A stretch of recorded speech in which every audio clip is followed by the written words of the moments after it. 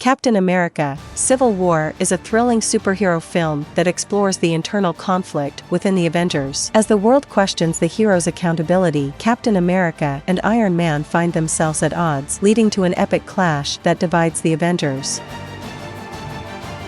In 1991, while under mind control as the Winter Soldier, Bucky Barnes orchestrates a car accident to acquire bags of a serum capable of transforming individuals into super soldiers. Following their victory over Ultron, Thor and Hulk are missing, Hawkeye is spending time with his family, and Iron Man seems to have withdrawn. Captain America and Black Widow are now in charge of a new Avengers team, including Scarlet Witch, Vision, War Machine, and Falcon. However, the world still remembers the many innocent people harmed during the Avengers' previous missions.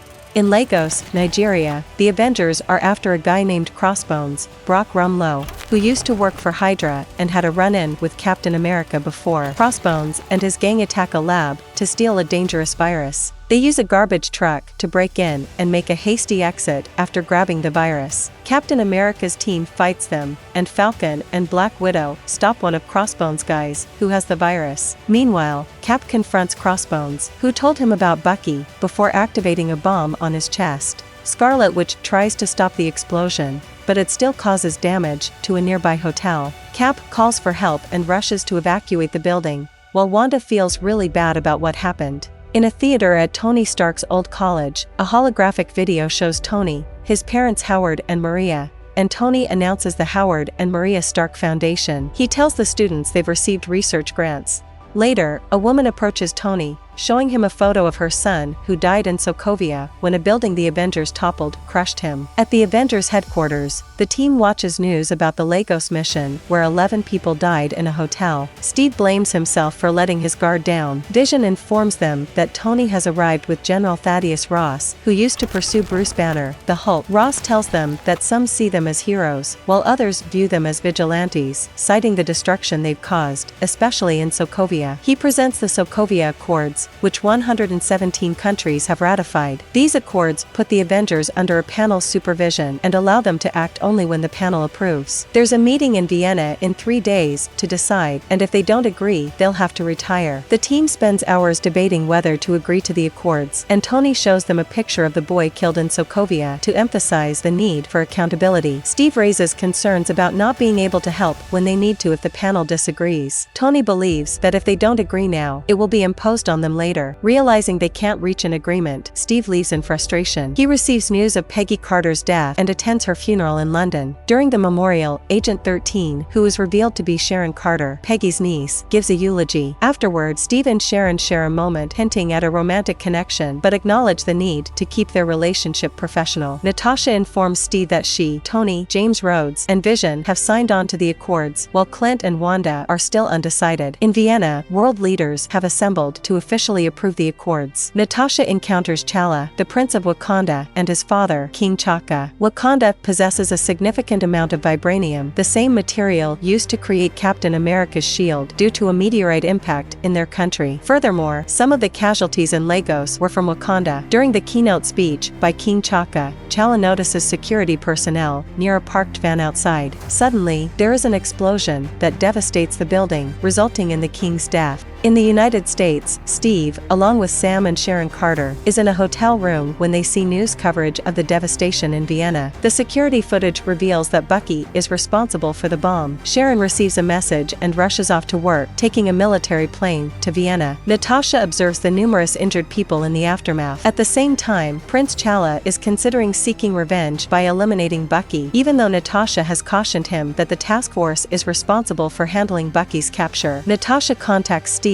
who insists on being the one to apprehend Bucky. He arrives in Vienna, and Sharon gives him a file to help him start the manhunt. Steve is determined to capture Bucky before a German military task force called GSG-9, who have orders to use lethal force, can get to him. In Bucharest, Bucky reads a newspaper accusing him of the Vienna bombing and realizes he must leave quickly. Steve finds Bucky in his apartment, and the GSG-9 forces storm in. Bucky uses Cap's shield to block bullets, and they fight off the attackers. They eventually escape to the streets, where Black Panther joins the pursuit. Cap commandeers a GSG-9 SUV, while Black Panther continues to chase Bucky. Cap tries to shake off Black Panther, but he clings to the SUV. They engage in a high-speed chase, with Falcon also joining the pursuit. Bucky throws an explosive, creating an explosion that doesn't harm Black Panther. Bucky falls off his motorcycle, and Black Panther attacks him. Cap intervenes, and they engage in a fight. War Machine arrives, and the GSG-9 arrests them all. Black Panther reveals himself as Prince T'Challa of Wakanda. During their ride to the task force headquarters in Berlin, Cap explains to the prince that they have the wrong person. When they arrive, Bucky is kept in a cage in another truck. Upon their arrival, Everett Ross, the leader of the headquarters, confiscates their weapons. Inside the building, they meet Black Widow. Prince T'Challa is taken to a separate room, while the rest of them are gathered in another. Tony informs them that Secretary Ross intends to prosecute them. As a compromise, they won't regain possession of their equipment, which is now considered government property. T'Challa uses his influence to have Bucky sent to Wakanda for terrorism charges, and Bucky undergoes a mental evaluation. Meanwhile, in the same room, Tony and Cap watch this process. Tony proposes that if Cap signs the Accords, Bucky will be sent to an American psychiatric facility instead of a Wakandan prison. Cap agrees, but insists on safeguards. Tony adds that both Cap and Wanda will be reinstated. When Cap asks about Wanda, Tony explains that she'll be held at the Avengers facility in upstate New York under Vision's watch since she can't get a US visa. Steve is upset, considering her a young person who doesn't deserve to be confined. He leaves without signing the Accords. Hawkeye infiltrates the facility, where Vision is guarding Scarlet Witch. He tries to fight Vision, but can't harm or control him. Scarlet Witch uses her abilities to send Vision through multiple floors, creating an escape route for herself and Hawkeye. Colonel Zemo, who has already killed a Hydra agent and obtained a book with trigger words to control Bucky, infiltrates the facility by posing as the psychiatrist evaluating Bucky. He recites the trigger words after causing a blackout to the whole city, forcing Bucky to become helpless and break free from his cell. This leads to a battle involving Stark, Cap, Natasha, and T'Challa. Bucky tries to escape using a helicopter on the roof, but Rogers stops him, causing the chopper to crash into the river. Steve rescues Bucky and takes him to a safe location where they immobilize Bucky's bionic arm with a machine. As Bucky regains control of his actions, he reveals to Steve that Zemo is headed to Siberia, where more super soldiers are waiting to be awakened for a mission.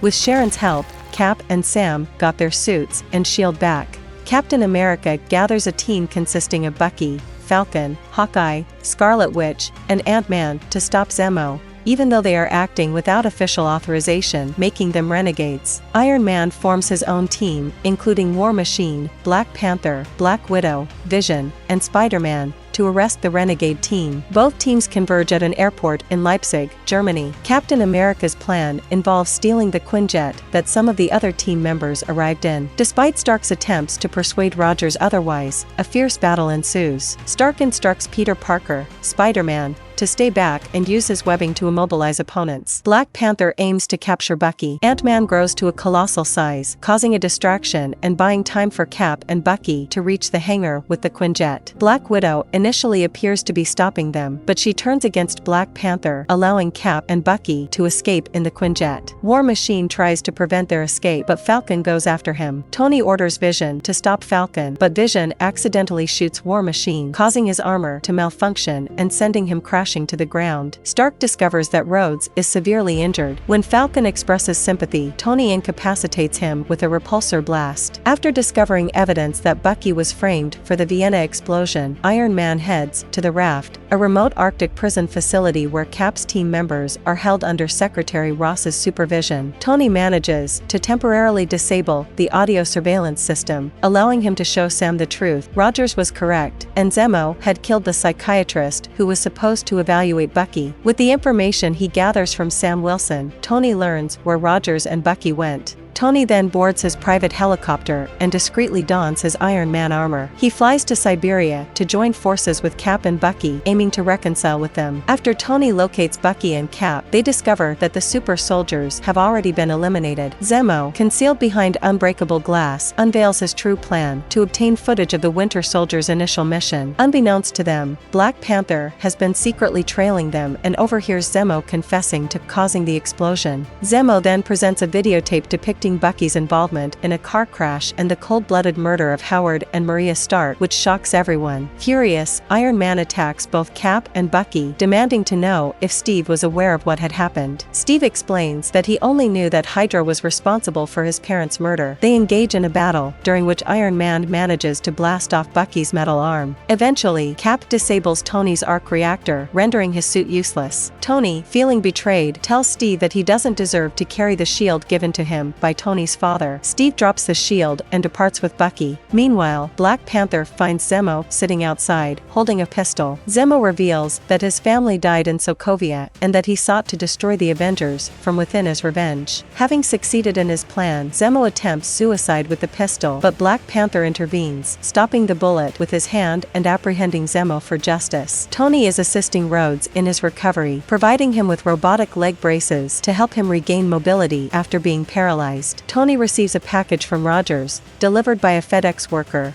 a cameo by Stan Lee. The package contains a flip model cell phone and a note from Steve, offering Tony the means to contact him if they face any new threats. At the raft, Steve orchestrates the escape of the imprisoned heroes, and they find refuge in Wakanda under T'Challa's protection. Bucky chooses to re-enter cryogenic sleep until a solution can be found to undo his brainwashing, ensuring no one can manipulate him again. Meanwhile, Peter Parker is recovering from his injuries at home and explains to May that he got into a school fight with a guy named Steve. He tests out a new version of the web shooter given to him by Tony, discovering that it projects the Spidey signal onto the ceiling, which fascinates him. And the movie ends here.